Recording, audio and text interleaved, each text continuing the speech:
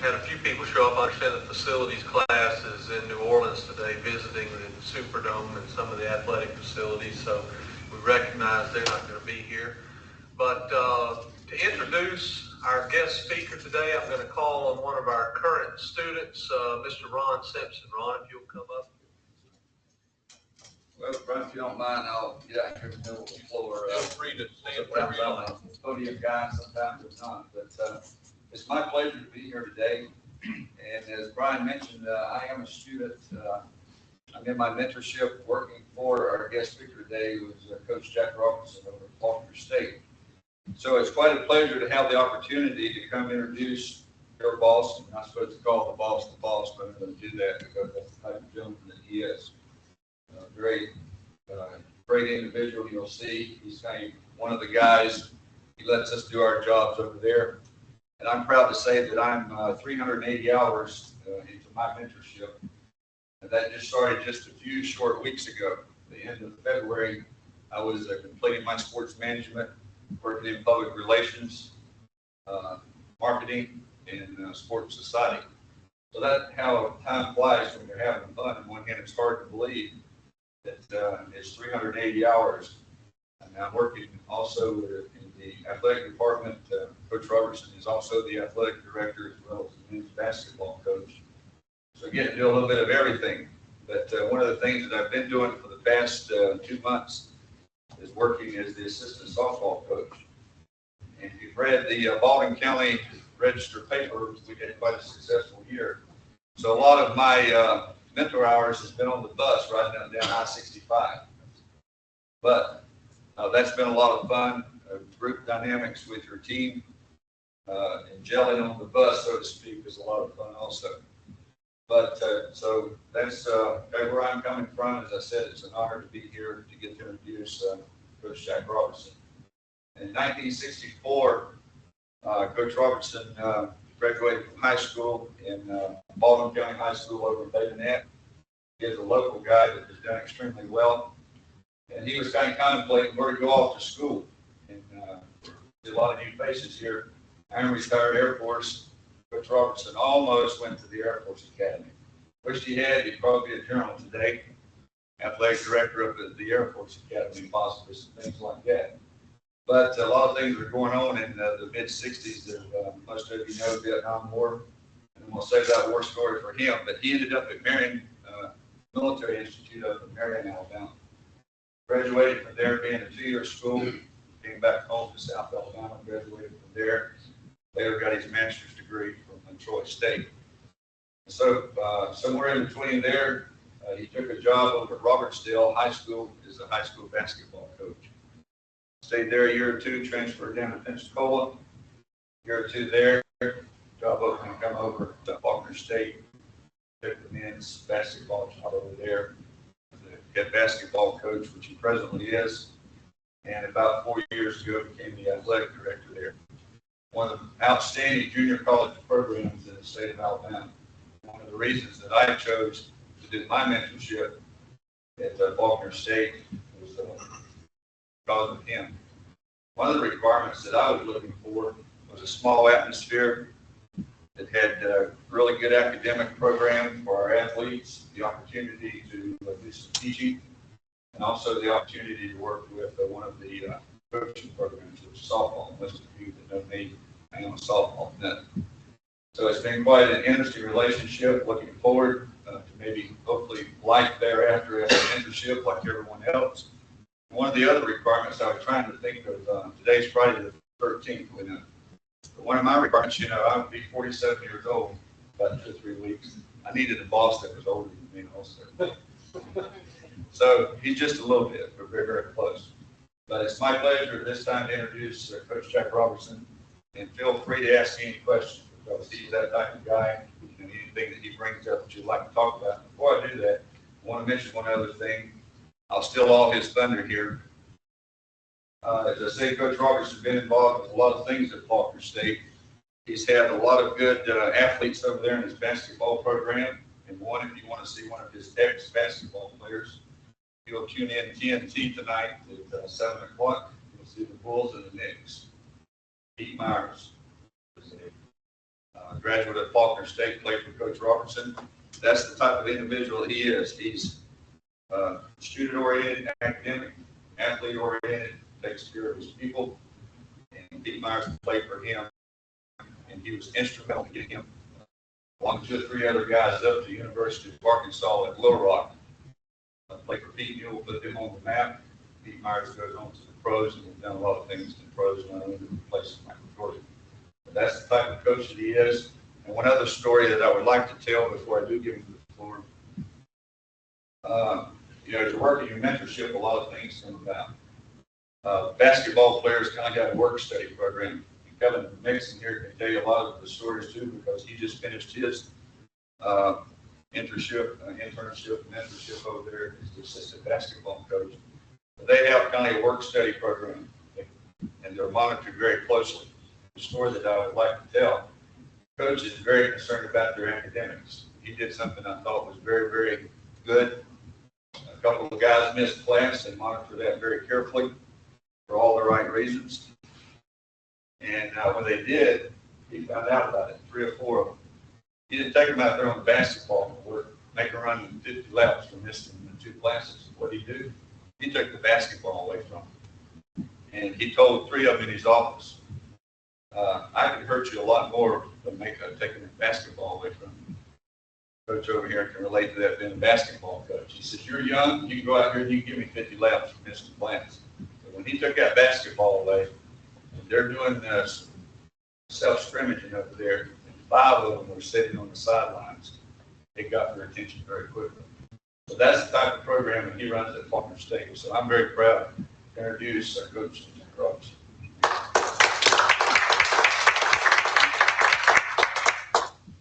Thanks, Ron. It's about time to go, isn't it? He gave that just like I wrote it. So Dr. Snyder had called me not long ago, and we tried to work out a time for me to come down and speak to this group, and we just had things to happen, and during basketball season, doing recruiting, and it just didn't work out until today, and I'm proud to be here. The Sports Academy has been awfully good to us. We've had quite a few people that come through our institution doing their mentorship or whatever, and they've all been good. Every one of them has been good. They've all contributed to our program, and hopefully we've helped them get some experience. You know, you sit in the classroom and you talk and you draw on the blackboard, watch film, you do all that, but you actually get there, like Ron's talking about, like riding the bus or discipline a student or whatever. You can't teach that until you do it. The experience is very important. And Kevin Mixon is going to make a fine coach soon. Somebody's going to get a fine coach because he does it right. He does everything. He knows it, and then he does it right. He does it the right way. And he teaches the kids other than just basketball. And he asked me not long ago, he said, what do I need to work on? I said, Kevin, the main thing you got to do is get some experience. I can't teach it. You can't go in a classroom. You got to just get out and do it. That's what it takes. He wants to get in the college game, and that's great. It's going to take some experience. It's hard to get in that stuff right now because you need experience. And so hopefully the year that he spent with us, and if we could work out something to keep him, I guarantee we'll keep him. Ron's the same way. Ron and I talked earlier when he first came up about what we could do, and one of the main things I wanted to do was get some more publicity out of our other sports besides the high-profile basketball and stuff like that. And he's working really hard. If you listen to 105, he's almost a regular. He calls in most all the time and talks to them about the softball program. And, it's been great. It's really helped that program. And had such a great year. They really needed that publicity. But tell me, I'm going to do something. I'm going to talk to you, and if anytime you've got a question, please feel free to raise your hand, and I'll try to answer. If it's something I'm going to talk about later, that's fine too. But if something comes, I know I've said in these things before, and you'll think of a question, and then the next thing you know, they're through, and you forgot what you were going to ask. I got a good memory, just short.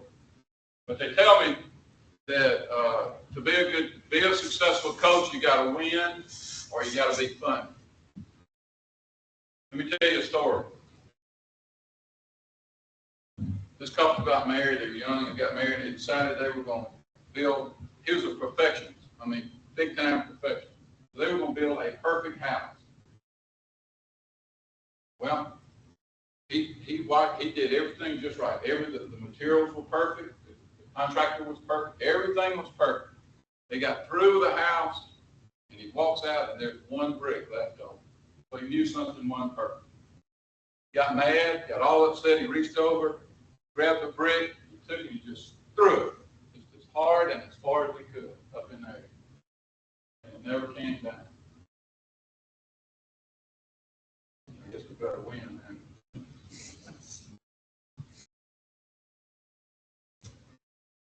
Ron said he went to, Ron's coming back going to Alaska fishing. He said he went ice fishing. He's so proud, he caught 250 pounds of ice. Everything was okay until he came back and tried to cook it. He just about drowned everybody in the community. Said he would have caught a little more, but it took him 3 hours to cut the whole ice with a pole.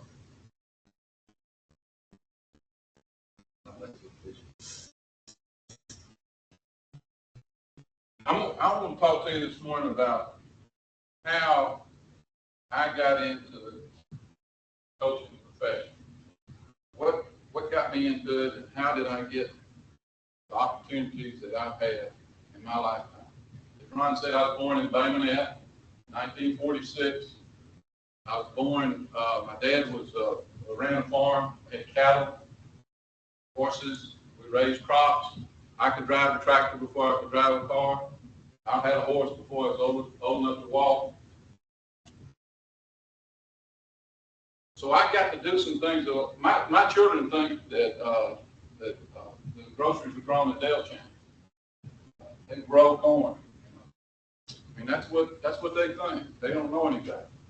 They don't know about the animals and the lives and stuff that I was very fortunate to have.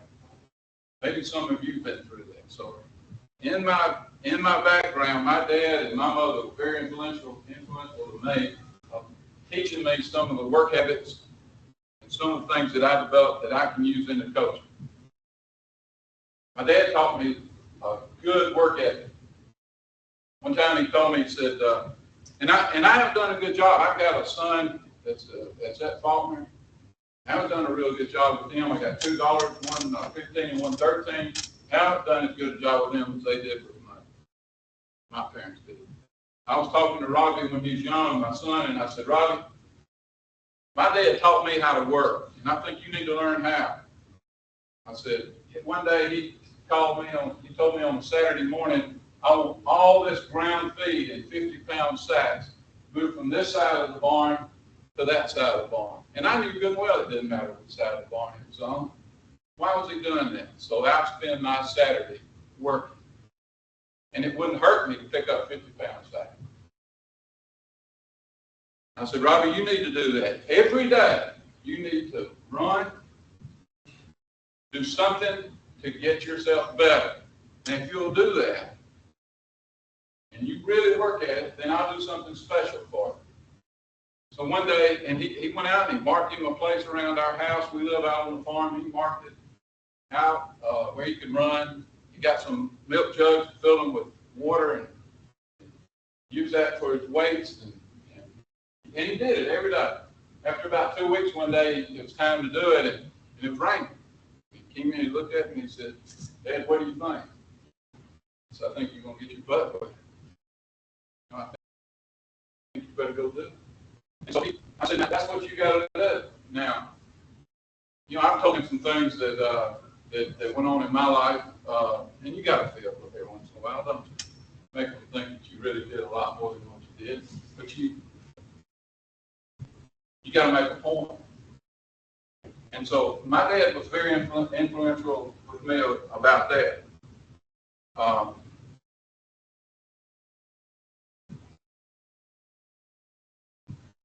I knew from the start that I wanted to coach. I knew from as far back as I can remember that I wanted to coach, that I wanted to be involved in athletics in some way. I remember being a youngster, and on the sink in the bathroom, I'd get up under there in front of the mirror and take snaps. I wanted to be a quarterback. And I put my hands up under the sink like that was a center, practicing taking snaps. looking in the mirror and, doing that stuff that quarterbacks do. That's what I wanted to do. I had baseball cards ever since I can remember. My mom found them not long ago. I got a Mickey Mouse rookie card. First thing I did is I took it and put it in a safe deposit box. It was just worth a good bit of money. And I've got some more. I just hadn't had the get up and go to the attic and look for them. But I knew from the start that's what I wanted to do. My mother and dad knew it. I started playing Little League baseball when I was 9 years old, and I guess baseball was one of my favorite sports. Whatever's in season was my favorite at the time. But when I look back on it, baseball was important. The New York Yankees was my favorite team back then, I guess because they were on TV all the time. I'd be a broke person right now if they had what they have now. They had it back then with the authentic jerseys and all that stuff. I used to take a T-shirt, put my NY on it with a color crayon or with a magic marker or something. That was my jersey.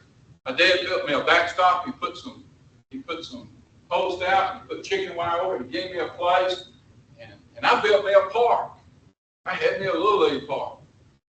I took line from the barn, and made my lines. I took 50-pound croaker sacks. Most of you know probably what that is. I filled it with dirt. That was my bags. I mean, you hurt yourself sometimes trying to step up into the bag. It was so thick. I drew me a home plate. I manicured it. Now, I was 19 years old. I thought that was something else. And when my cousins would come down and I knew they were coming, man, I had it looking like Yankee Stadium. I knew that's what I wanted to do. So I got my wish. I got to play quarterback. I wasn't very good. The coach said, you're the only person I know that can turn sideways in the shower and not get wet. I was skinny. I was about as tall as I am now. Unfortunately, I finished the same year, and I was the same age growing up at Kenny State. That was an unfortunate thing. Because they pretty much had their way with us in football. He was drafted in the 10th grade as a left-handed pitcher, and I always thought that's probably what he'd do, is going to Major League Baseball. My senior year, we beat them twice. It was a very exciting time for our baseball program. And then that summer, we won again and got to pick him up. And we were able to go to a tournament, and then it drug out like it will do late in the summer with rain and so forth. He had to go to Alabama football. We didn't have him for the last 2 or 3 games, and ended up losing in the finals. Had we had him, we could have kept going. He was a great athlete. I'm not sure he couldn't pick up a set of golf clubs and go out and be playing around the park at any time. He's just that kind of athlete. So I got my chance there. I played all 3 sports. Wasn't very good in any of it. As Ron was saying, I had a chance to go to the Air Force Academy. Back then, it was just, if you go back and look around 1964 when they just started trying to have athletics in the academies, I think. So they were searching for anybody that was just willing to come put on a uniform, I think, with a heartbeat. And I backed out, went to Marion Institute, played baseball. Didn't want to go 3 weeks early for football, so I just played baseball. The same coach coached football and baseball. So he almost didn't let me play baseball because I wouldn't play football. Because it was a tough life in the military academy. It was pretty strict, and things worked out to where But I'll tell you this: when I left high school, I wasn't sure I knew. I knew I didn't know how to study. I thought you just walked into class toward the end of the class and tell the teacher how pretty she was. I heard you were a great athlete or whatever, and then get your B or C and walk out. That's what I thought, but I found out differently. I got to Marion Institute and they taught me how to study. While I was at Marion, my last year, I had a chance to do something that I've always wanted to do, and that's play a little professional baseball. When they came to me, I came back and talked to my dad about it, and he said, make sure that you get your college education. Whatever you get out of that, make sure they take care of your college education. So when I went back to them, I asked them for enough money to cover college for another 2 years, and I wasn't worth that, so they dropped me. Which turned out to be a blessing in disguise, because God takes care of us ignorant people sometimes. That summer, after my senior year, my dad got real sick. He was about 6'2", 210 pounds. I never remember him sick a day in my life. He'd get up early in the morning. He'd go out and get the farm people started. He'd come back and get us to school. That's the way it was. I don't ever remember him sick. And all of a sudden now, at 46, 45 years old, he's got Hodgkin's disease, which at the time they had no cure. When they told us he had started with as a matter of fact, that's how we found out about it. He'd gone and take a penicillin shot because he had a little cold. He'd go in there to give him a penicillin shot, and he'd just keep going so it wouldn't be pneumonia. And he'd just keep going. And when they went in, he reacted to it. First time he'd ever done it. Went back to the doctor, and he got checked and found a little knot on his neck. Went back, did surgery, took it out. They said that's when they came in and told us that it's Hodgkin's disease. I didn't know what it was. I wasn't familiar with it. So my aunt and myself sneaked into the doctor's library there at Mobile Infirmary, went in and read about it, and saw that it was not curable at that time. Now, within 2 years, they were able to cure it. So had he gone another 2 years, he probably would still been. But he's 45 years old, and I'm 19 years old. I got 2 younger brothers, one 16 and one 9. We're running a farm. My dad's sick, but that didn't stop him for a while. He even went back and cut all our beans that year. He combined all our beans that fall. Sick. Not as sick, obviously, as he would be. So he went on, and it turned out it was a situation where he took blood once every 3 months, then it went once every 2 months, and then every month, and then every 3 weeks, and then every 2 weeks, and then every week. And until eventually I saw a tough man. He fought his way through Christmas that year. He just fought his way through Christmas. He got home out of Mobile Infirmary, and now he's down to about 125 pounds. And he fought his way through the Christmas holidays, because Christmas was very important to my family. That was a family time, very, very important to him. He came down our hallway Christmas morning, holding on the side of the wall, trying to make it into the den so that we could have Christmas out. He struggled to get through it. A couple days after Christmas, he went back in the hospital. On January the 5th, a Friday, he would not let me quit school. I was a student at South Alabama. He would not let me quit. Son, you're going to school, and you're going to get a degree now. You're going to do that, because I don't want you to farm. He saw it. He saw what was coming with the farming industry. He would not let me drop out of school, and I was staying with him most every night, sleeping on a cot and staying right there with him. Back then, they had an all-oxygen tent. That Friday morning, I was getting ready to go to class around 9 o'clock or so. Back then, the oxygen tent, they didn't just have the kind that stuck, that stick in your nose now. They had an actual tent. He was up under that tent. And as I got ready to go, I walked over to him and said, "Dad, I'm going to class." He said, "Okay." He said, pulled the tent up a little bit, and he reached his hand out, and his little arms about that big. And this is a man that rodeoed. This is the man that would wrestle cattle, ride horses, do it all. Just a little tiny thing. Reached out and he said, "I'll see you soon, son." That's the last thing I ever heard from him. That night, that Saturday morning, he passed away. January the 6th, on Saturday morning. Hey, I'm 20 years old. I got a farm to run, 2 brothers and a mother. I'm lost. But I remember one thing, he said, "Stay in school." So I stayed in school. I go to school at night, run the farm during the day. Didn't really know what I was doing. Found out there's a few con artists in this world, real quick. Found out some people came in and wanted to say, "We'll run this for you." I knew what I could see real quick what they were doing.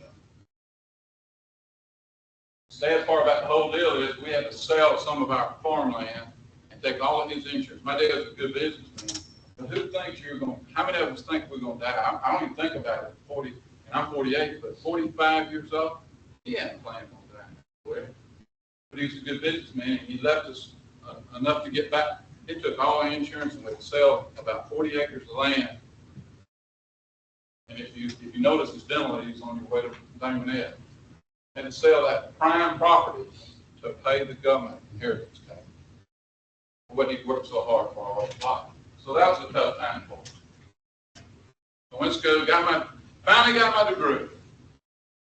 Finally got through, and that summer I was offered the baseball job at Robertson. So I went to Robertson High School that year and took the baseball job. It's kind of ironic. Their basketball coach is now the baseball coach at Jeff Davis Community College group. They ended up winning the state last week, and I've been around coaching basketball. But he and I would ride to work together. He lived in Atmore, and he'd come out and pick me up. We'd ride together, whatever, for that year. Then I got an offer to go to Scambia High School in Pensacola, 6A school from a 5A. Very tough decision because we'd only lost about 3 or 4 games at Robertson in baseball that year, 1-0 in the state tournament. And I had to make a decision whether I wanted to leave. And we had everybody coming back with 2. I had to make a decision whether it was leaving that program with all those players and moving up to another level or what. So I made up my mind to go. And I went to Scambia. Well, when I was growing up, going back to what I was saying earlier, I knew what I wanted to do. After I got old enough, I started coaching Little League, football and baseball. So happened that Dr. Sauer's son had played Little League baseball there, and he got to know me through that. Christmas, 1971, he calls my mother's house, 1972. He called my mother's house and said, I need to talk to Jack. I need to see if he's interested in coming over here for a job. My mother immediately called me in Pensacola. I called him right back. It happened like that. And I called and said, Dr. Sauer, I just returned your call. He said, yeah. He said, I'd like to talk with you about possibly taking a job over here. I said, I'll be there in 40 minutes. He said, no, I don't want to talk to you today. I'll be here tomorrow. I was waiting on him. When he walked in the office, I was there next morning. And he made me the offer of being an assistant to the head coach. The head coach was going to leave. He made me that offer. And then at the end of the time, he said, if you want, I'm 26 years old. He said, if you want to be the head coach, I'll make you the head coach. So you can't beat that deal. And I took it, and things fell into place. So you see, you never know how you're going to get a job, do you? You never know. It may boil down to me. I think the whole reason was I had coached Little League baseball and got to know something. So that was 1972. He named me the coach in April of 1973. And so 73, 74, 1973, 74 was my first team. I took a program that the coach had let run down a little bit. Had no uniforms. I think we had 2 basketballs. I tried to model our program after another college, Walker College in Jasper. Some of you may be familiar with that one. Coach Clem's been there for 35 years maybe. And so I saw what they were doing. They had crowd support, they had student support, they had a pep band, they had cheerleaders, they had all that stuff. They hosted the state tournament. That's what I wanted at Faulkner State. So we started developing that. Now we have a pep band. Now we run out the smoke screen, smoke machine and music. And the kids get involved. It's a fun place to play. We bid on the state tournament 5 or 6 years ago. We got it. Now we host the state tournament. So I think now our program is one for Walker to look at. Because Coach Clem has gotten to that age now where it's kind of let things die. But we feel like our program is on the top with anybody. Why? Not me. I can't do anything without Dr. Branch, our president, approve. He's going to approve everything. You ain't got a good administrator. You ain't got anybody supportive of you in your administration. You might as well sit back in your office and kick back. If he doesn't support you, you're lost. He's not going to sign a purchase order. He's not going to let you do this, do that. We go up to Gatlinburg, Tennessee. We go Wednesday, Thursday, Friday, Saturday, Sunday. 200 people follow us up there. We had a pizza party and a dance. We played 2 basketball games. It's a great recruiting tool. Couldn't do that if Dr. Branch didn't approve. He likes it as much as we do. So it's developed, and I think Ron and Kevin both can tell you, it's developed into a program that the administration is proud of also, because they know if they didn't put the emphasis in there, didn't approve some things, we wouldn't have a chance. 1978, we won the state championship. Now, it almost was like sitting in the dressing room after the game, and all of a sudden I said, oh, no, we got to go to the national tournament. We didn't even have warm-ups. I was still trying to piece uniforms and get uniforms. We had one good set, piece another one. We're trying to get things going. We didn't even have warm-ups. So I had to go borrow some high school warm-ups so we wouldn't look like real country when we got up touches. So we went out there and we didn't do well. But it was an experience that paid off, because we got to go again in 1991 and we ended up 6th in the nation. And it's because we had the experience of being out there one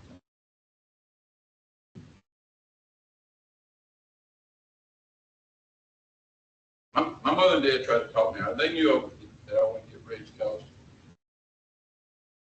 I knew it, but I love it. It's an opportunity. We tell our kids, our players, nothing's as good as it seems, and nothing's bad as it seems. Somewhere in between is where reality is. The highs are good, but they're not as big as lows are bad. You know what I'm saying? You love the highs when you win. That's great.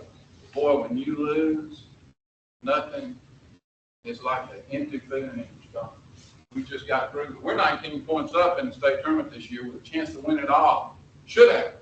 125 all games. We're 19 up with 11 minutes to go and got beat.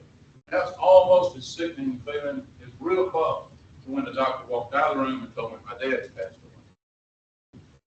It was a hurt. And it hurt more than the good feeling was when we won it in 91. You know what I mean? You got to experience that. You can't teach it in the classroom. You got to experience it. And when you do, then you're going to be able to take that to your students and be able to help them overcome it. And I told our guys after the game, hey, it's going to hurt. Yeah, it's going to hurt. You want it to hurt. If it's not important, it won't hurt. But give it a couple of weeks and you'll sit back and think about all the things you're accomplishing. You'll be a lot better. So, now we've got to forget that. And I appreciate what our freshman players that are coming back and sophomores have told me. Get lost and stay on our schedule. We owe them. That's the team that beats us. That's the play. We want to play them early, quick, soon. We want to pay them back. And coaches can say, nah, how we tell the president, no, it's not a payback. We're not going to pay back. Don't believe that. Yes, it's not really a payback. It's you just want to get even kind of thing. Don't get mad, get even. But Faulkner State, without our administration, would not be where it is today. They're the greatest bunch of people. And Dr. Seibert was my first president, and Dr. Branch came in later. Without them folks, we wouldn't be anywhere. We've got our own our own Greyhound buses that we travel in. We got professional drivers who take us on trips.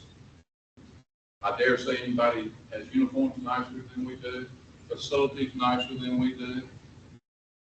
The High School Association came down a couple weeks ago. They want to host the district, I think they call it now, the one that was in Troy, at Troy State. They want to move it to Baymanette and play at Faulkner State. There'll be 48 basketball teams in our gym for a week. We're going to bid on the state tournament again for men. We just had the women's state tournament, which our girls won. Went out to Tyler, Texas, and played the national tournament. And our girls coach has been there 3 years. First year you can't really count because she came in late. She wasn't able to recruit. The next year she won the Southern Division, undefeated, Last year, she won the state championship, undefeated Southern Division again. Now she's going to UAB as an assistant coach. Didn't take long, did it? 26 years old, and she's going as an assistant, first assistant at a Division I school. She'll be a head Division I coach now. Just didn't take long. She was in the right place at the right time. How did she get the job? It's not necessarily, it wasn't politics, folks. It's every recommendation we got about Amy Champion was what a good person she was, what a great job she did with the kids that she did. The discipline, all the things that go into it was what we were looking for, and that's what we'll be looking for now, trying to replace that. It won't be easy.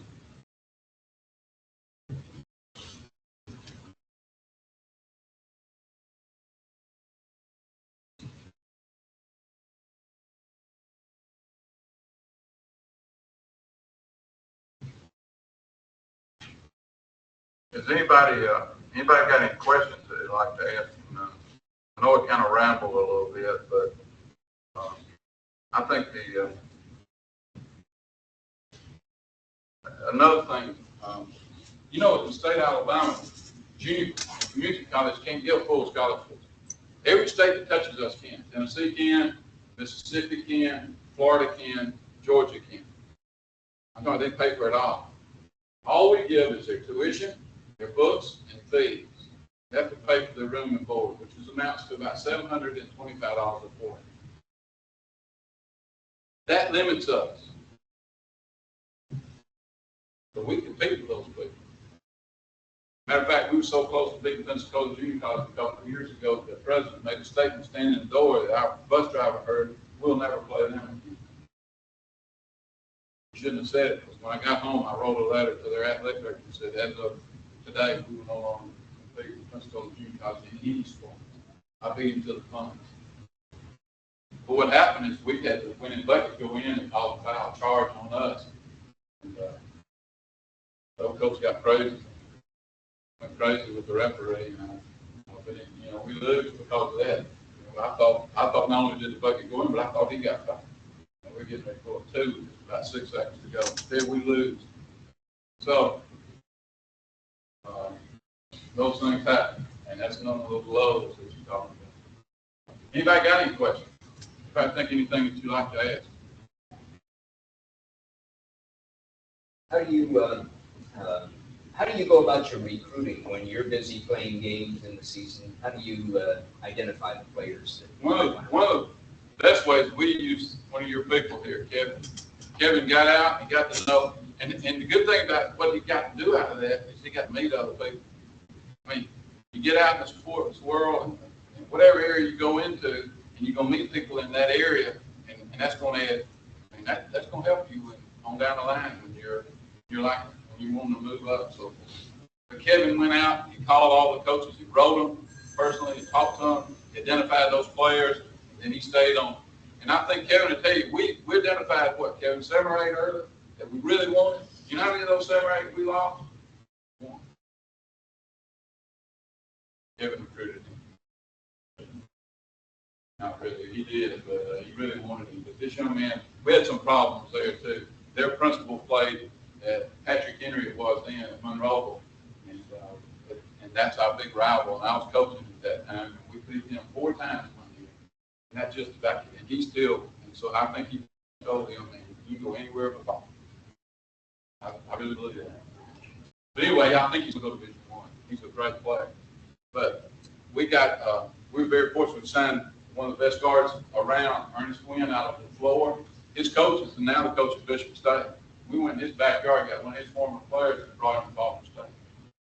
Once he came over and saw what we do in our facilities and what Ron was talking about, academics, these guys carry a little red folder with them.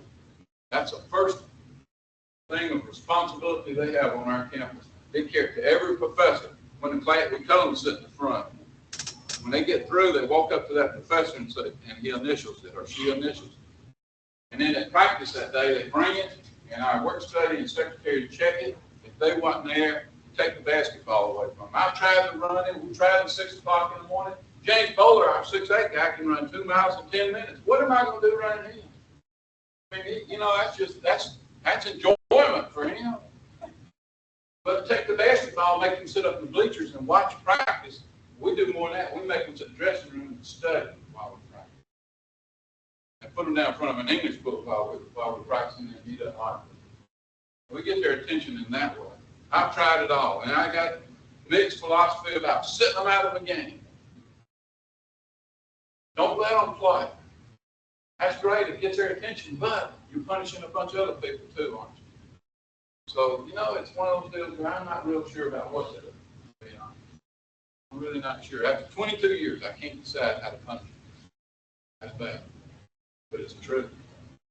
And I, you know, so, but when they come in and see, and the parents come in and say, Coach Robertson's going to make you go to class. I'm going to tell them. And Coach Dixon's going to check every night that you're in your room at curfew.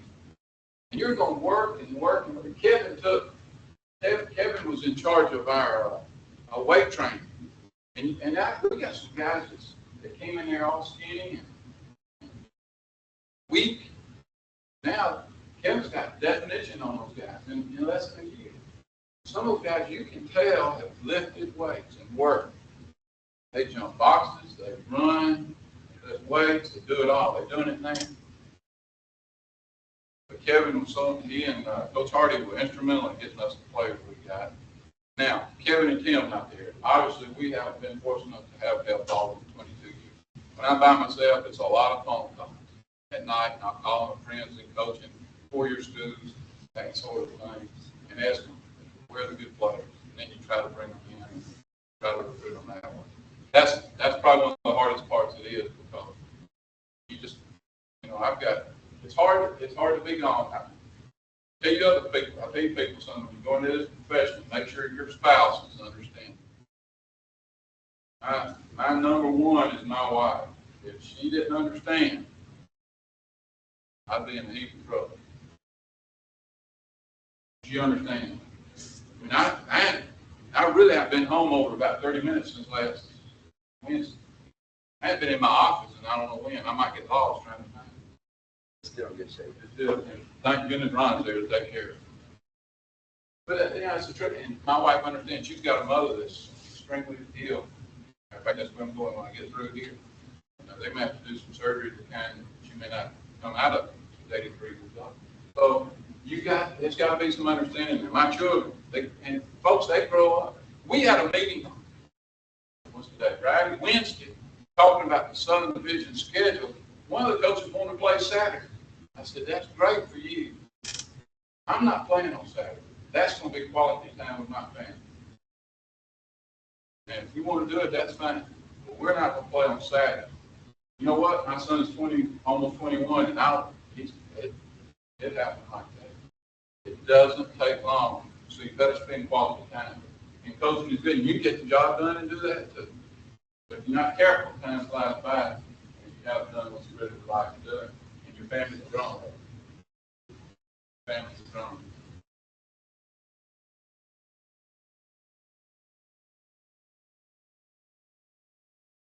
Question. Yes, sir. What impact, if any, has Prop 48 or 51J had on the talent pool for two-year schools and Except for the real great big 6'11", 250 pounder, I think we play. You take those people away, and I think our champion I think the junior college championship, national champion this year, can compete with Division I schools. Maybe not Duke, Arkansas, and those people. But you take their big man away and then compete with a whole bunch of them. The difference is we're getting a Prop 48 kids that are guards, because there's a lot of guards. You know a lot. How many of you know a lot of 6 feet people or below? How many 6'11s do you know? Not as many. I read an article the other day. Up on the East Coast, there's only about 6 legit 6'9", 6'10", 6'11 players. How many schools on the East Coast? Just the East Coast. So only 6 of them going to get them. So they're taking those big kids on Prop 48, making them sit out. They're letting the guards go. Go junior college.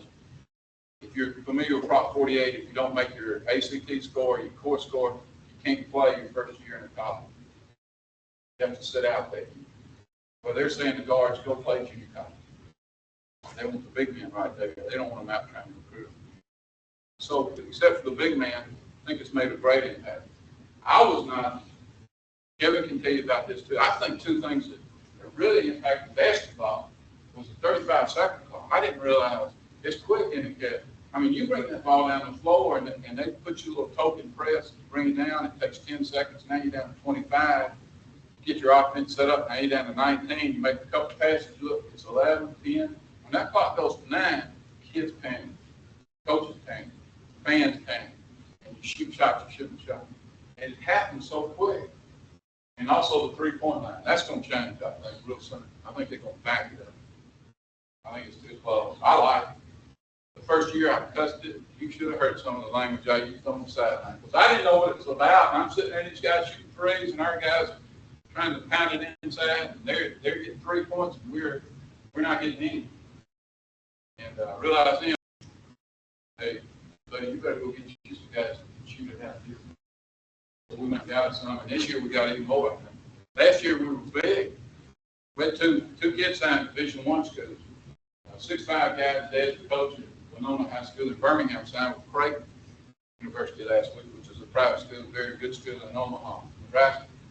And then the other young man signed with Southeast Missouri State. One of them is a kid, Jerome Davis, played at Viger. And he's about 6'7" and really developed into a good player. Yes, sir. Two questions. Number one, being with a junior college, you have to have a different recruiting technique than say a four-year school would have. And the second question, what type of program do you have in place? I'm sure you're going to get a lot of kids that are basically non-qualifiers to bring them up within that 2-year period of time so that they can do college level work. Basically, we recruit just like 4-year schools, except for the money factor. We don't have the money factor. In our budget, in my budget, there's no line item that says recruit. So we have to scrounge for everything. I know Ron's been to see a lot of softball girls play. It probably came out of his pocket. So, but we bring the guys in. Most of the time we say, is there any way you can get these? And look at our school. We bring them in, we let them look at our campus, we show them what we got, we let them meet the instructors. We got a free tutoring system in place. They can go to a tutor, and we allow them to miss practice to go to the tutor. And they'll come in and sit with that tutor. That's very important. And we work awfully hard on, and our success rate at our school, in our athletic department, is 82%. After 2 years, they've successfully completed what they need to do to go on. The school in itself is like 56 or 57%. Basketball is 84%. And we got a lot of guys that didn't make it in high school. One of our top players coming back took the GED. He's going to be recruited by most every Division I school in the country. You know what he does every day? Doesn't he, Kevin? He goes to his tutor. He does not miss a class. He is so proud of what he's accomplished. And everybody says, that's a GED. You got a GED over there. You know that? Hey, that kid wants it more than the guy that made straight A's. And he has worked and worked where he is now. We redshirted him, got him some years of remedial stuff, got his tutor going, and now James Bowler is one of the hardest working students we got. And I like those guys. I don't know about you, but that's my kind of piece. I like the guy that'll busted to get to his tutor, or busted to get to class. We'll drive in at 3 o'clock. He's in his 8 o'clock class on time, sitting in front of row smile. He's the same guy that when the ball's loose rolling out of bounds, he's going to dive and have scars all over his legs and elbows. That's the same guy. They're going to do it. They go inside. So we try to develop them with their remedial stuff, with tutoring, and get them up to that where they're able to be successful in a 4-year school. Yes, sir. In a typical year, how many guys go on to play D1 ball? How many go to D2? It varies. This year we had 2. We had one at Southern Mississippi last year. We had one at Southeastern Louisiana. Help me, Kevin. Who else do we have out? Patrick Craft. We'll have 3. We have UAB, Patrick Kraft, 6'11", going to UAB. The reason I forgot him is because he transferred to UAB. We're going to go right back, so I didn't think that. Patrick Kraft, 6'11", 6'8", Jerome Davis going to Southeast Missouri. And then Corey Moore will go to Creighton, 6'5". 3 is a large number. I hate to say 3 because everybody says, you didn't win the national championship with 3 positions. It makes the coach look better. If we get 1 or 2, you got a good team. You got some good guys. We're going to have 3 or 4 next year. It's going to be highly recruited, and then the next year we could have even more than that. Because I think the people that we signed this year are all going to be legit Division I prospects. What about on the D2 ranks? D2 and on down, most all our guys will get an offer. I don't know if anybody that did not get an offer this year, the sophomore, they didn't all take it. We got one young man that could play Division I, and this is one of the failures. He did not work at his grades like he should have, and he didn't successfully complete where he should be. He's going to have some hours. He's going to have a lot of hours, but he didn't get through his English. And Mo Smith's a smart guy. He could have done it. He just didn't. We stayed on him, but he could go to Division. He could have played Division I. Went to the All-Star game, got 30 in the All-Star game. Had like 8 for 10 from the 3-point line, stuff like that. He could have played Division I had he taken care of his academics. When you people get into coaching, emphasize that. I know you've been told that over and over again. You know, and here's the sad thing. A team goes 2-25. Your team goes 2 wins and 25 losses. The president or the principal or the administrator calls you in his office, and he says, Jack, you just didn't do it. I mean, you 2-25, we're going to have to make a change. And I leaned on and I said, but every one of them going to graduate with a 3.0. You think the fans care? They don't do it. How many of you watch a football game and saw David Palmer, for instance, running a punt return 90 yards for a touchdown, and when he got cleared, he got to thinking, what is great for him?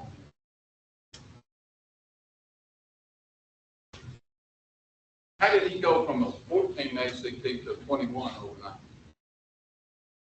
That's what. So, emphasize that in the programs, please. I think it's so important. And I think in the long run, you'll win. You'll be very successful. Any other questions? We've got to run out of time here. Let me tell you 2 quick stories, and I'll leave. And if you ever come by Birmingham, please stop in and say, we're where most gyms are, in the back. You're not, why they put gyms in the back of the school? And I'm going to tell you something else, and I know you've got to go. One year my wife took all our articles for 1 year and laminated them, put them in a folder, gave it to all the players. And I took one in our president, it was about that thick. I said, what would that cost you to publicize that in the newspaper? He couldn't come up with a figure. What would it cost to buy that ad in the newspaper? Athletics or I know you put some money in the program, but that's really cheap. You get that much publicity. Nobody knows much about our Faulkner math team. They know a lot about Faulkner athletics.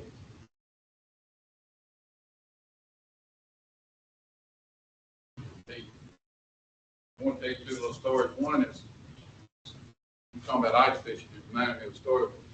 2 senior citizens outside. Hey, in only 2 years, I get a free Lincoln Hardy. I'll be 50. I won't be. You're going to give me a free ice tip. But something to look forward to. They were 2 senior citizens sitting around ice fishing. They'd been there for about 3.5 hours and hadn't even got a bite. One little kid about 11 years old walks out, cuts him a hole, drops his line, pulls in a fish. I mean, that's right next to him. 2 senior citizens look at each other trying to figure out what's going on. He does that 10 times in 10 minutes. He's got 10 fish. He's packing them up, ready to leave. And they come, Sonny, come over here. We've been sitting there 3.5 hours. We ain't even got a bite. You walk up here, you get fish, 10 fish in 10 minutes. Will you explain to me your secret? Little boy looked at me and said, "Mom." He said, "Say that again." He said, "I can't hardly hear." "Mom." I said, "No, wait a minute. You got to slow down, talk a little plainer. We can't hear, we have a hard time. Tell us again." So listen, if you don't want to tell us, don't tell us, but just tell us. Slow down, tell me, how do you catch all these fish? The little boy looked and said, "You got to keep your worms warm." This lady going on a plane trip. She had a parrot. She didn't want to put it downstairs, so she put that parrot. This will be my last one. I'll leave. She put that parrot in a paper sack. She put it over her back on the plane because she knew they wouldn't let her have it. So she was sitting there and they get up in there and they're flying.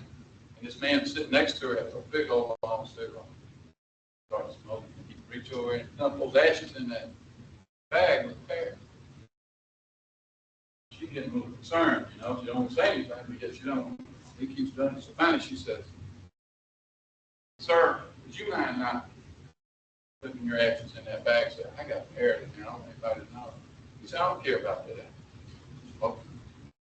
He said, "Please, sir, that's my parrot.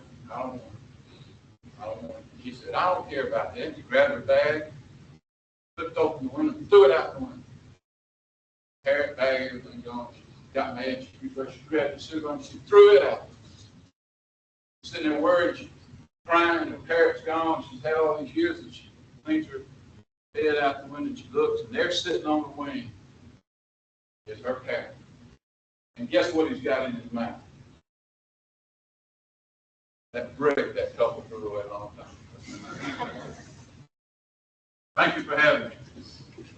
It's our career opportunities time, and we're going to start with each of our 4 department chairs saying in their opinion, their feelings for their own profession and career opportunities, and maybe some trends for future employment and outlooks.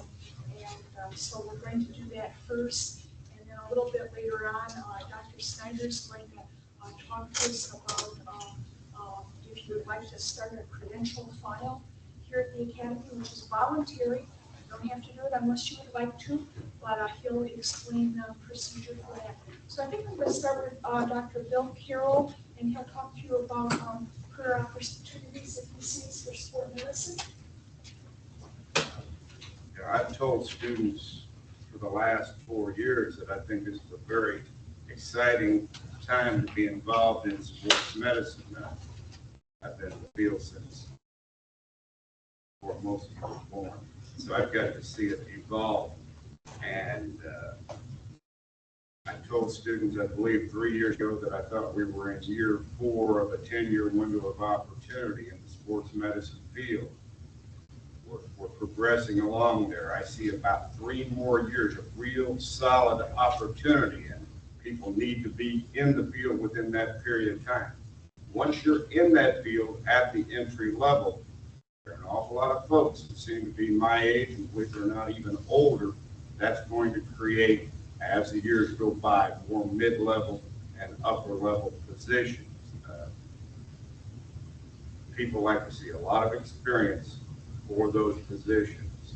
So don't be afraid to go in and hang in there while those are opening up. The other thing in sports medicine, I've always cautioned students that they need to be geographically flexible. It's great to have your family in one place and like to be around them. There's airplanes virtually every fast you can, but you have to go where the jobs are. And just a final caveat, a little bit from personal experience over the years. As you start applying for jobs, don't get discouraged. There's always a time period, and you send out your resumes, you make your phone calls, you start running to the mailbox every day, and your lip kind of drops when you open it up and it's empty. This is not just in sports medicine, because I've talked with a lot of students who graduate here in coaching and others. Things tend to come in bunches. You'll go 3 months without a job offer, and then you'll get 4 the same day. So don't get discouraged. Have a game plan and stick with it. I think Dr. Lonnie here can talk about sport management opportunities. Indeed. Welcome to the wonderful world of sport management. We'd like to thank the Academy for having me this morning to speak to you. The opportunities in sport management really are absolutely phenomenal. And I'll run through some things very quickly, some areas that are available for you out there. In case you haven't thought of them, you can start thinking along some of those lines, and it'll be a movement of the future for you. Certainly, as we've talked about before, professional teams, and probably don't have to mention that, but professional teams at all levels, they have the front office people that hire lots of folks. And we have a lot of interns and mentors out there right now at the various levels of professional teams. So you really need to set your sights on any of these things that I talk about.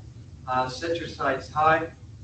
Sometimes people think, well, I would never be able to get on with the San Francisco 49ers or the New York Giants. But you need to set your sights where you want to go and then go for it. Because we have people from the Academy at all levels. And some folks want to work at like AA baseball or whatever. That's the level you should go. So professional teams, certainly lots of opportunities out there. Schools, as we look around our nation, every high school, every junior college, every college, university, they all have people working there as ADs, athletic directors, or in recreational sports is another area on those campuses. And they also have people who travel, tourism, make all the arrangements for sports teams, as well as sports information directors, both at the professional level and at the college level, working in publications and so.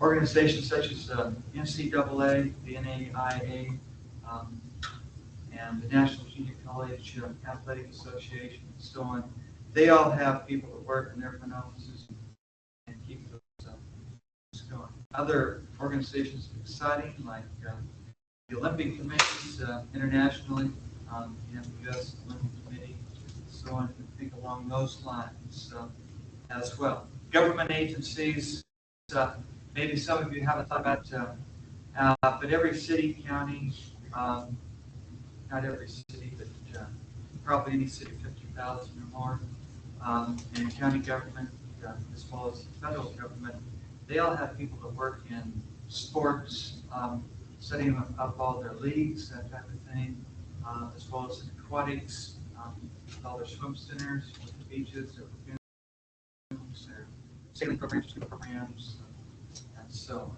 on. And we put people in those areas as well. Also, right now, we have some people doing their mentorships with the federal government through the military. And they all have big programs as well.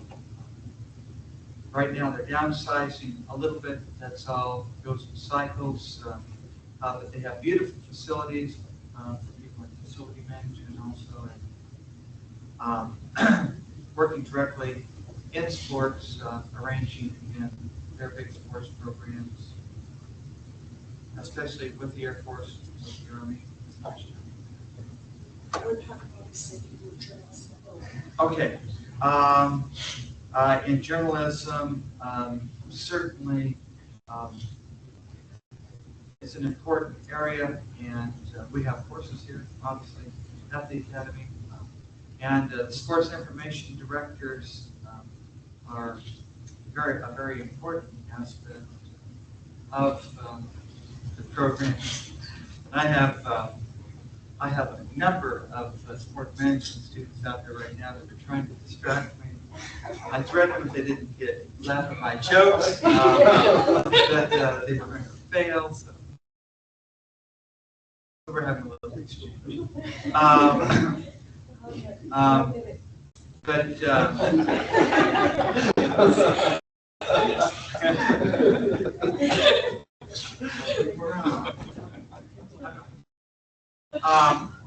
just some other organizations you may not have thought of, agencies such as YMCA, YWCA, Boys Clubs, and so on. And also churches sometimes hire folks. And we do have a person right now that's doing their internship with the church. Travel and tourism, most of you in here will be taking travel and tourism classes. But, that area is very important. So facility management, with arenas, stadiums, ice rinks, and all of our campuses across the nation as well, with the armed forces, those types of facilities.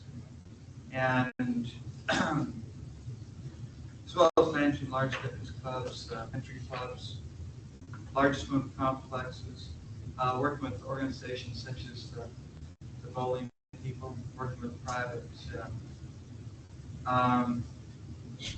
country clubs, someone could go, tennis, yachting clubs. And for those of you that have an entrepreneur's program ideas, again, some of their professional organizations, such as the American Alliance for Health, Physical Education, Recreation, Dance.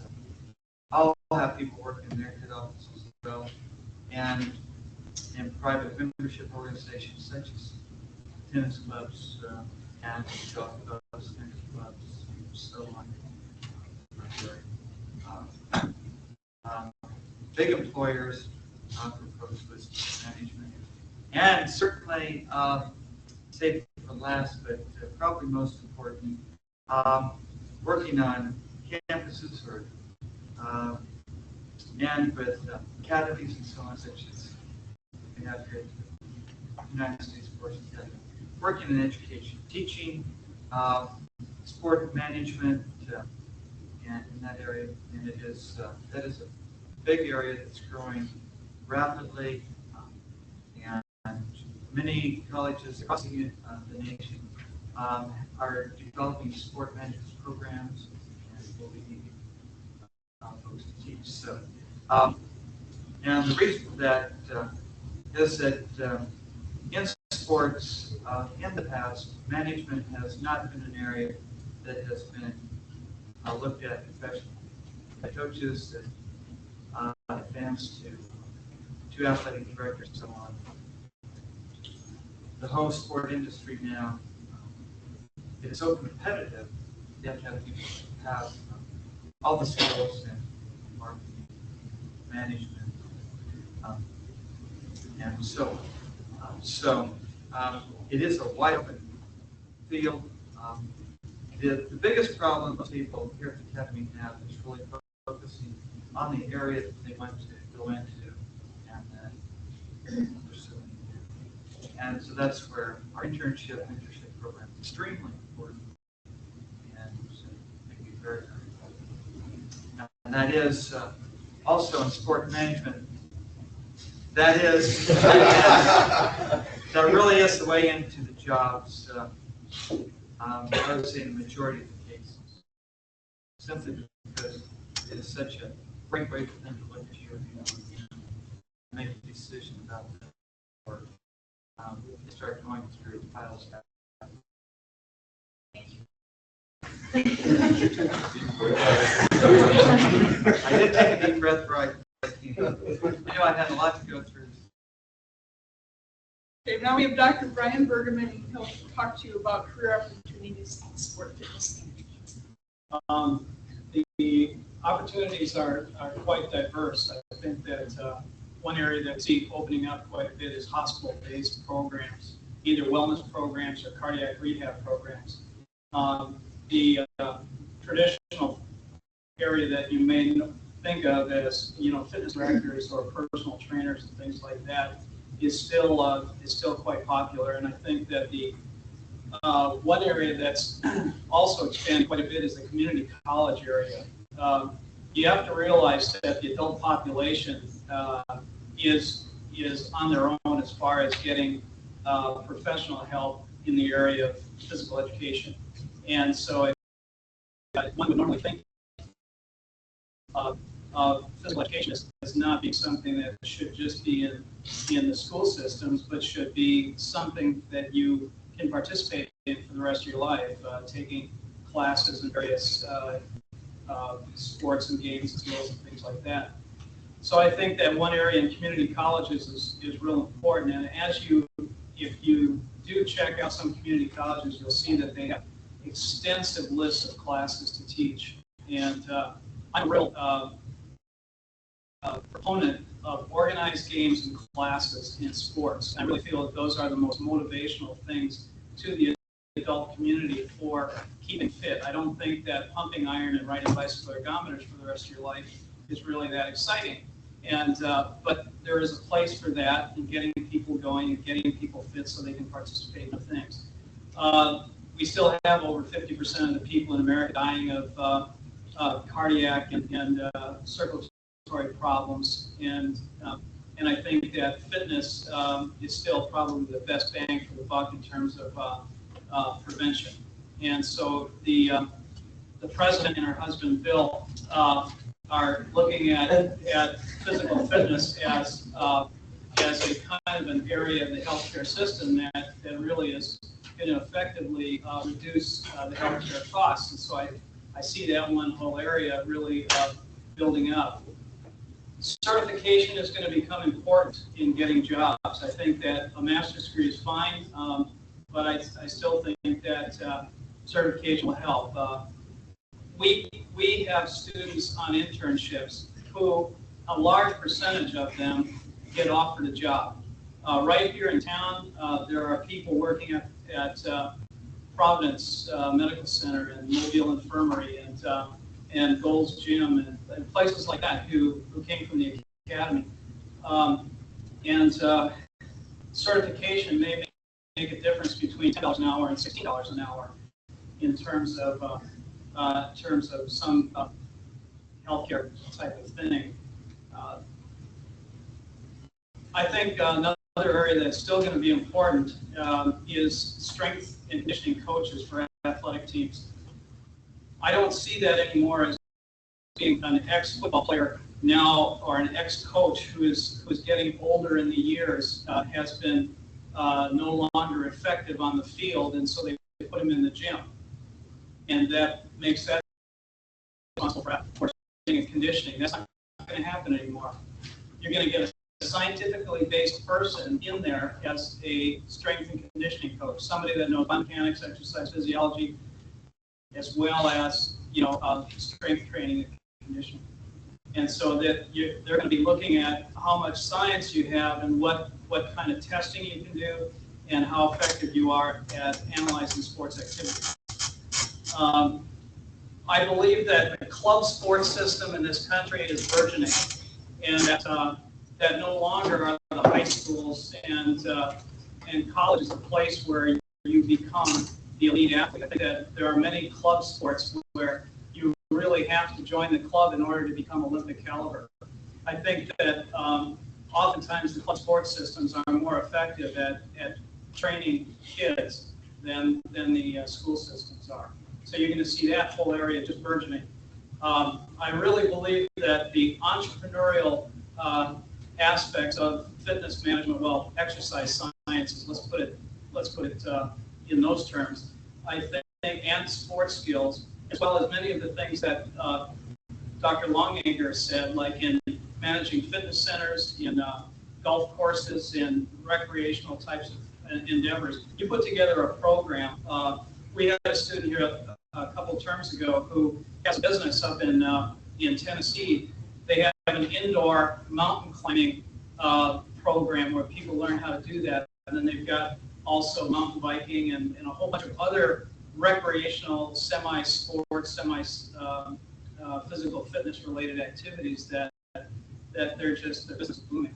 So I think if you are an entrepreneur, you can open up a lot of doors for yourself. And if you have an idea and you have a program, and people will come. Because 95% of the people in the country follow the other 5% around. And so So you have a program, they'll follow, they'll come, if you're good. So, Dr. Carroll is going to talk about coaching opportunities.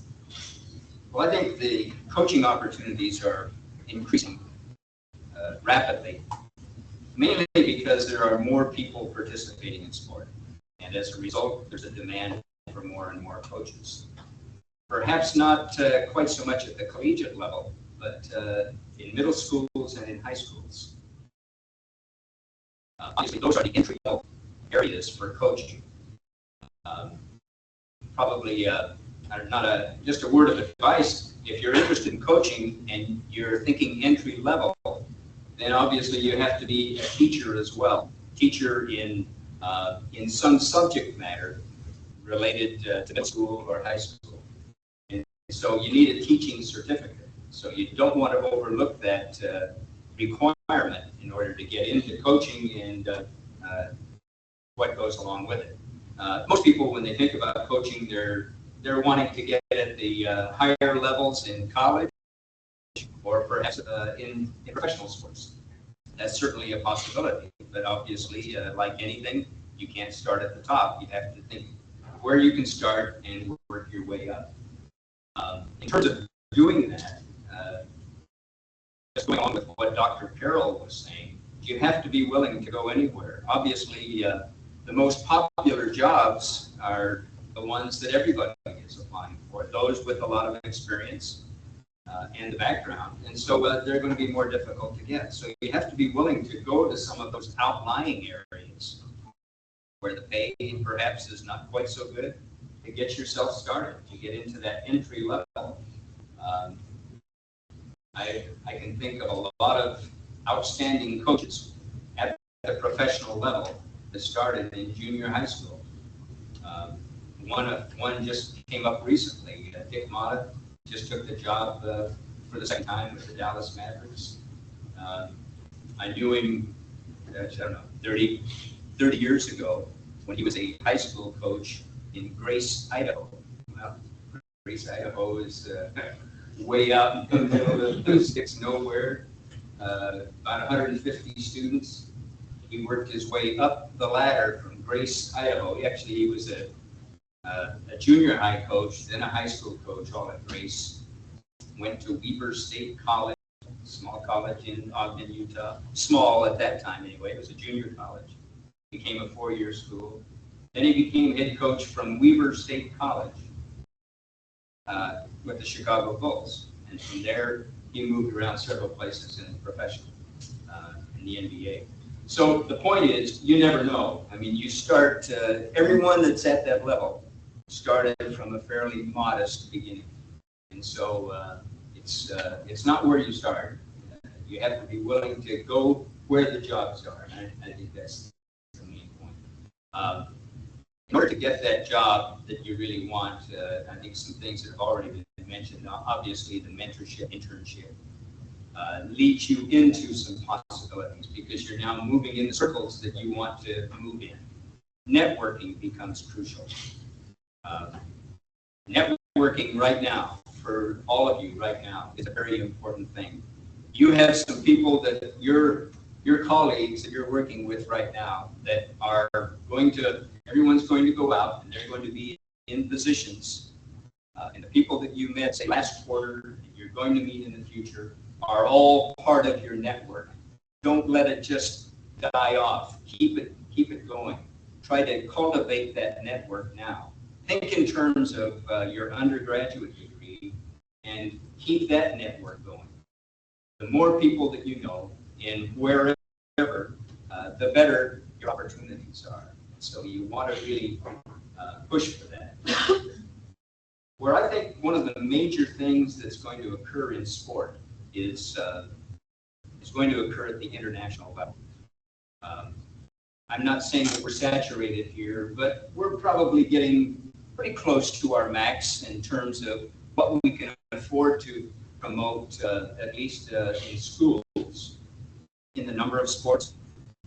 Many colleges now are even starting to cut back in some sports, and so that tends to emphasize the club sport aspect of it as well. look for those trends. But I think a big trend is going to occur in sport internationally, not just for coaching, but for in all of our fields, because there are many countries that are just beginning to get into the sports movement, and the opportunities are there. They're a little bit more difficult to dig out, but they're still there, and you can do it. You have an opportunity to do some networking right here from an international level. Don't overlook that. You never know. I know, same thing. You never know where your career is going to take you. And so as the world gets smaller, as travel gets easier, think more in terms of international. There's some great opportunities that are a lot of fun and can be profitable as well. One of the people that I was hoping to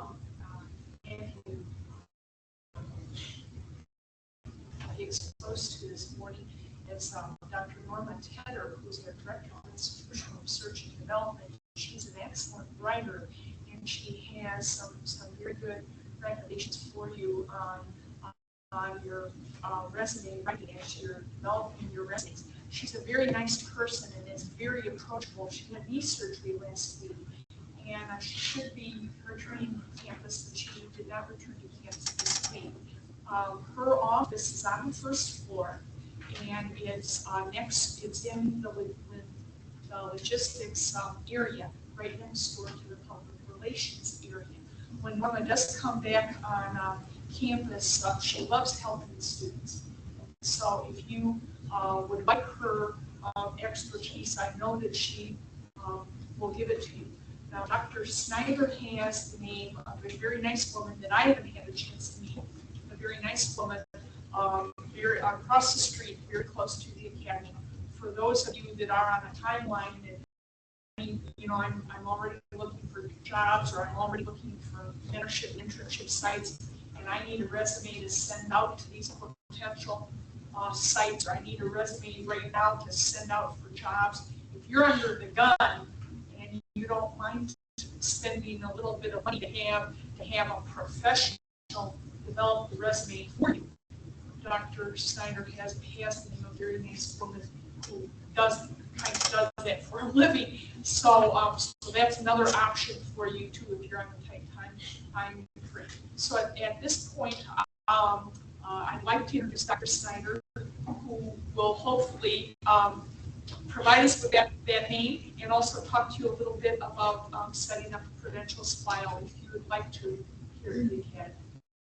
Maybe before I start, do you have any questions of the panel?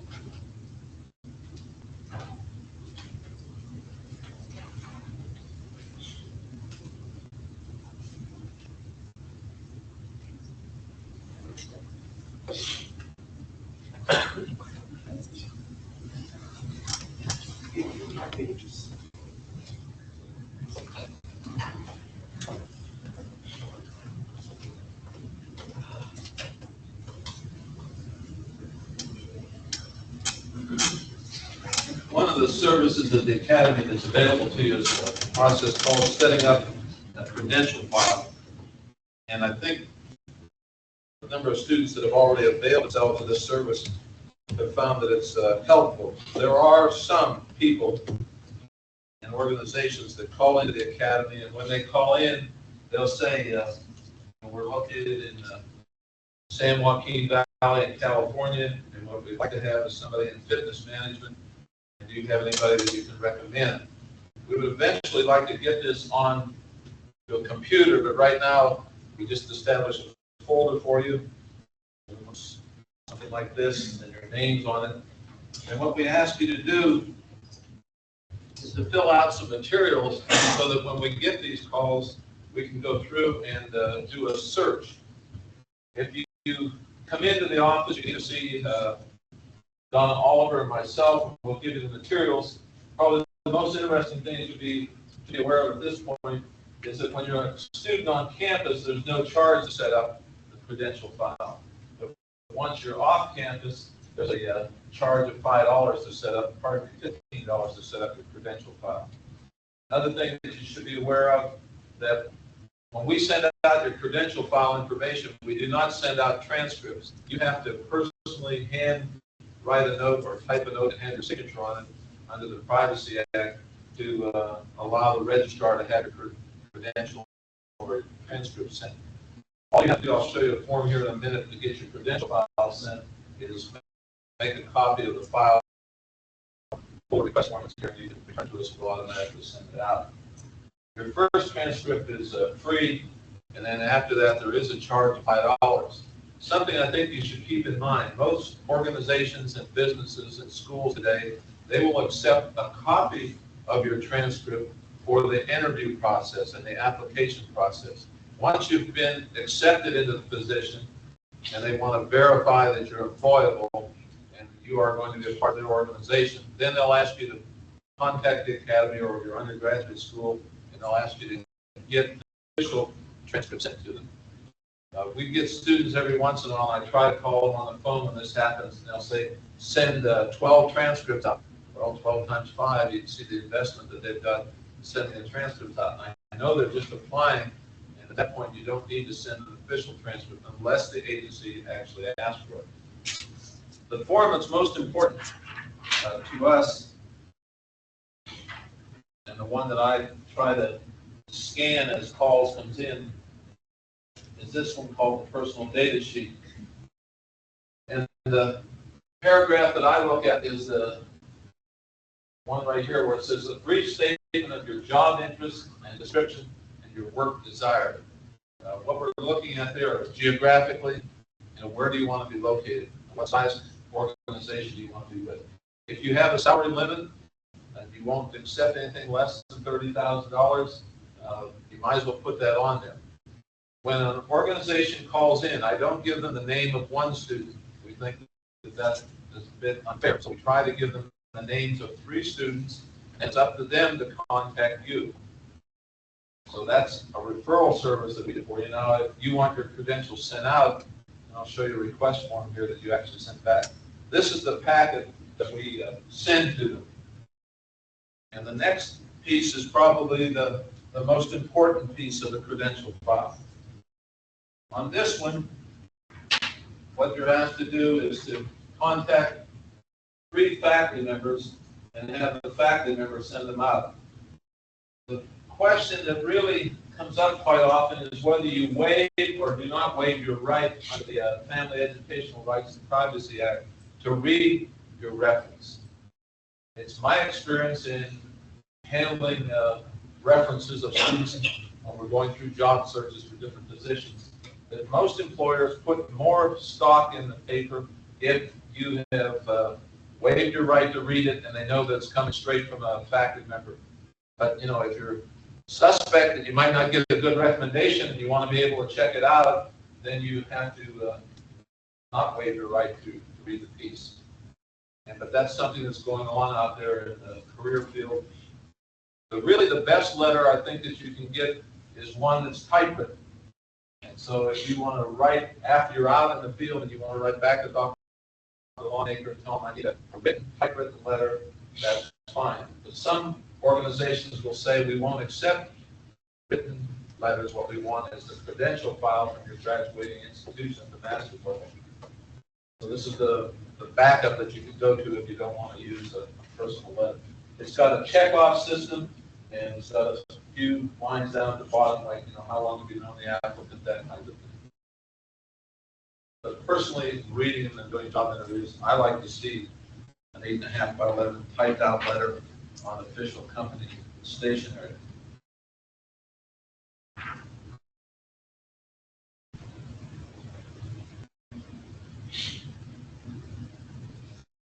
When you pick up your materials, you'll get a sheet like this. You can take this with you, and then you can make copies of it. If you make a copy of maybe a half a dozen of them, then every time you write in, all you have to do is fill this form out, and we'll send your materials out for you. The other materials that are in the packet that we'll give you, you're asked to return all of those to us, except for this form which you've keep. Rebecca, do you want to get mine? And Jim Chair. The last piece I'd like to show you is this goes to the organization or agency or company which requests the information. We say that the file was sent to you at the request of the candidate, or on some occasions, a company will call in and they'll say, we just interviewed Shannon Ball, and she is here in our offices, and we're going to put her on the phone, and we want her to have her career materials sent out. And another way that the material gets sent out, if you're dealing with career counselors, there are a lot of organizations out there right now that run career counseling and placement centers. I don't know how many of you have read a book entitled What Color Is Your Parachute by Richard Nelson Bowles, but he's probably the authority in career counseling and placement in the United States right now. This is the 1993 edition. I'm not sure the 94 edition is out. But if you want a list of where you can go to get professional counseling, in the pink pages in the back is a list of professional counselors. Another book that's in the library, and there's also a copy in Student Services, is called Developing a Lifelong Contract in Sports Marketplace. And you can pick that up. It's got every company, every organization that does anything with sports. And it gives you some good places if you're starting to just put out some feelers and trying to test the market. The other thing that we've got in Student Services that could help you, I think if you come in, you'll see that we've got a monthly issue of this. It's an affirmative action register, and there are a lot of schools that are required to put these advertisements in so that they can prove that they've met affirmative action restrictions in terms of where they advertise and how often they advertise. The library gets a Chronicle, the Chronicle of Higher Education. If you're looking in the educational field, that's a good piece to pick up. If you would see the library, we also have a good holding of opportunities there for different books where you might be able to find jobs. Dr. Ryder mentioned that if you're interested in having your resume done professionally, this is a lady by the name of Jeannie Brentonhouse, and she does a good job. I've got extra sheets here. It's got her address and samples of her work. I think one of the things that we've been concerned in the time I've been here at the Academy is sometimes you'll see people's little ads up on the bulletin board down there. And we, just because they appear on the bulletin board, we can't attest to the quality of their work. I have had some students that have had work done and that had to have it redone. So if the name appears on the bulletin board down there, that doesn't have our good housekeeping seal approval on it or anything. I don't want you to go out and think that that's something that the Academy is recommending. This lady has done a lot of work for Academy students, and we would attest to her quality of work that she does, and it's at a reasonable price, and she prints it out fairly fast. She has all of these materials and works on her house, so you do have to go to her house to have your materials typed with her phone numbers at the top. I'll leave these at the box back there where people put donations of money in, and if you want to pick one up afterwards, you can feel free to do so. Put some money in the box and take one for free. On the credential file, the other thing that you need to do, if possible, is give us some lead time. For example, when a packet like this goes out, we can send it first class, but even in first class, most of the places in the United States, you're talking about 5 to 8 days for something to get there. So, you know, if you do a little planning ahead, it helps us use the fax machine. Fax your request to us, and that way it will cut down the amount of time that it takes for materials to get out to you. Any questions about the credential file service? Yes. Can that be established at any time, or do you have to wait till you're almost ready to leave the Academy? You can establish it at any time. And we do get, you know, part-time job requests too, and I go to that when I get a part-time job request, particularly here in the immediate area. Now, some of the tips that I think that makes that credential file successful is if you can type up your information sheet, so that looks, you know, very professionally done. I think the ones that are handwritten, we of course copy this, often send it out. I think copies that are handwritten are usually a little less presentable than anything that you can type out. So you want to get Jeannie to about your credential sheet, you can feel free to do that. Other questions? You see Donna or I, well, I'm sure that we'll be able to help you. Any other questions for the faculty? Before we switch to announcements, then I think Brian's got some words that he wants to say about another type of career opportunity. There's a program called clusters that the Academy is running off campus. And most of those clusters, all but one, as far as I know right now, are being run by graduates of the Academy. So Brian's really going to speak to you in two areas. One, how you can help us recruit prospective students. And two, if you're out there in the field and you would like to be a cluster coordinator or cluster facilitator, then there's opportunities for you to do that. Before you start to heighten your awareness, your interest, the cluster coordinator gets $500 per course, and the cluster facilitator gets $1,000 per course. So if you assist a group of 5 students off campus, that's one of the ways that you could supplement your income maybe while you're trying to find that dream job that you're looking for. Brian? And of course, also, we recognize here at the Academy, many of you probably came to us referred by an alumni. We know alumni to be our best recruiters because they've been through the experience here at the Academy. And often when you go out and you're working as a coach, a trainer, or an athletic administrator, people are going to ask you, how'd you get this position? And how'd you come to be here? And you may tell them, well, I did an internship here, which led to this, that, and the other. And this is how many of you found out about the Academy. So we figure that others may ask you the same thing, and we will ask your assistance if you want to. Number one, we want you to become a member of our Alumni Association so we can keep up with you. If you move, have a new address, keep that on file here. We can continue to keep you on the mail list and send you the updates, things like that.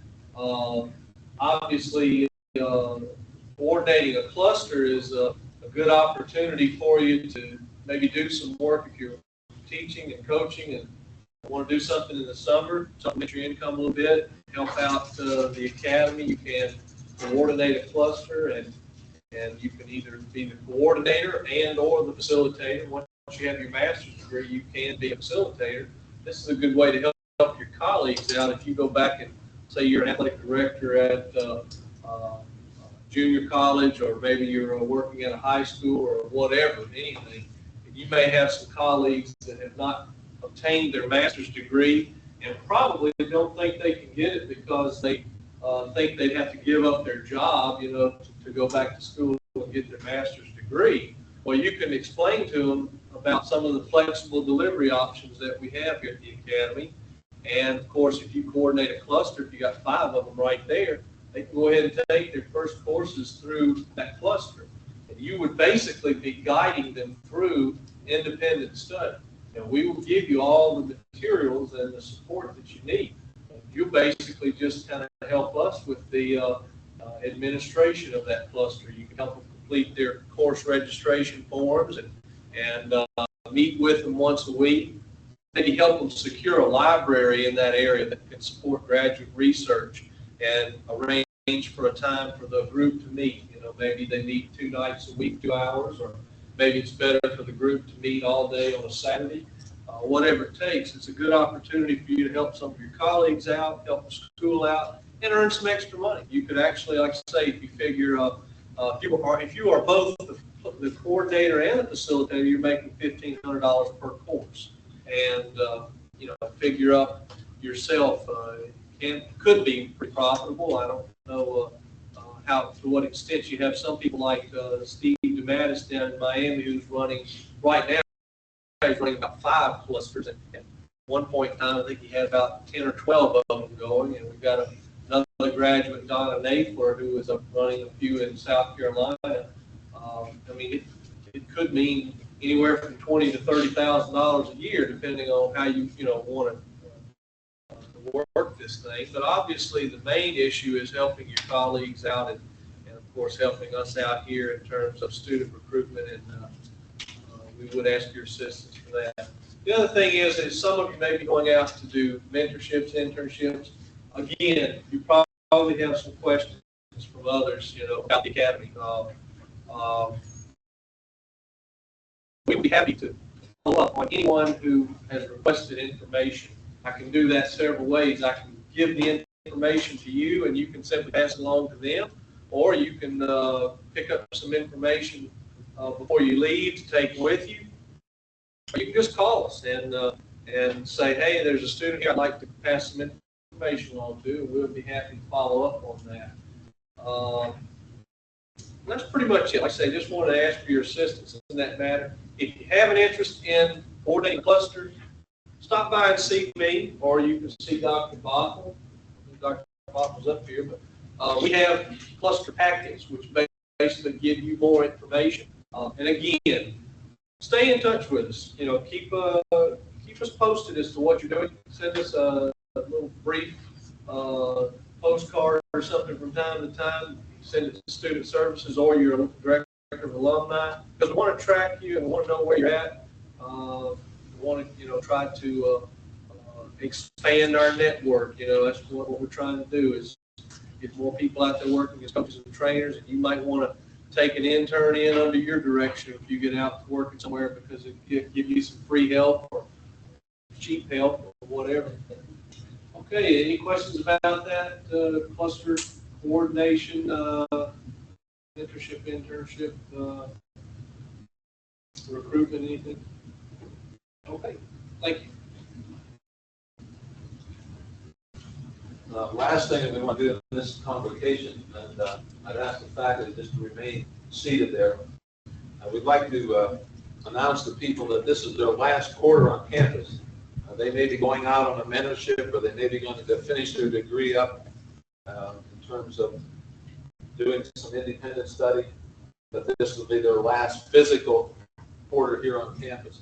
As I call off the names, if they would come up and stand behind the faculty, and then Jim Cherry of our communications department wants to take their picture. And trying to get everybody when they came in.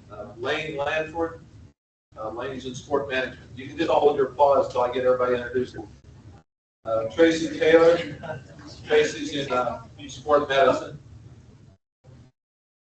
Peggy Etheridge, Peggy's in sport medicine.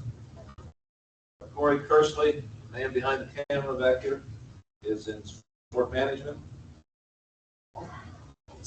David Reese, in sport management. I'm not giving it.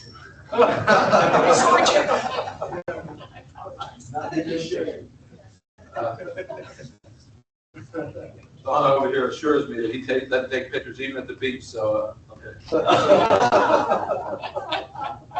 Chris Cooper.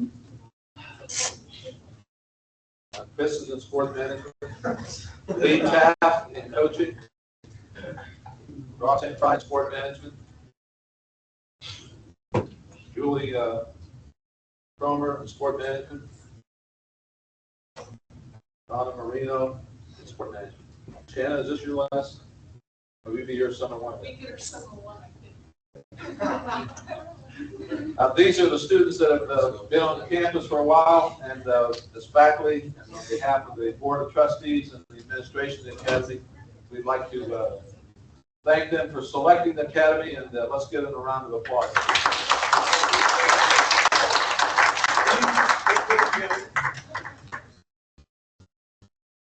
Let's look pleased about this. That's not it. Not it. Just going through we would expect no less from you, Chris. I need to get some smaller group shots.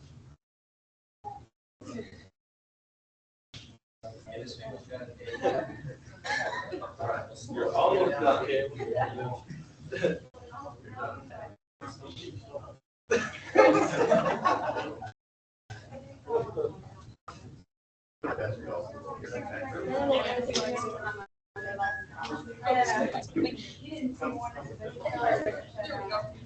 Well,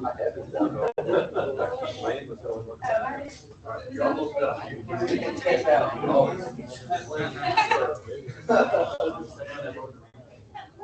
That's right.